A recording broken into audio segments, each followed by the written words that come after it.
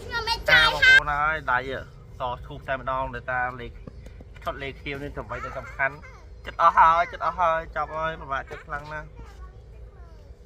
សំខាន់ដាក់ទៅចូលតែម្ដងបងប្អូនឈុតលេខខៀវនេះធ្វើឲ្យខ្ញុំផ្លាស់ប្ដូរពីបែកខ្មៅមកបែកតហើយហេតាយកអ៊ីចាយទៅលក់ឲ្យគេឲ្យបានលើឆាង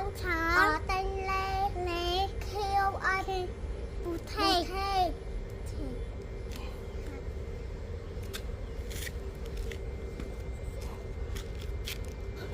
មើលសបែកនឹងខ្មៅធម្មជាតិមើលមកក៏នឹងស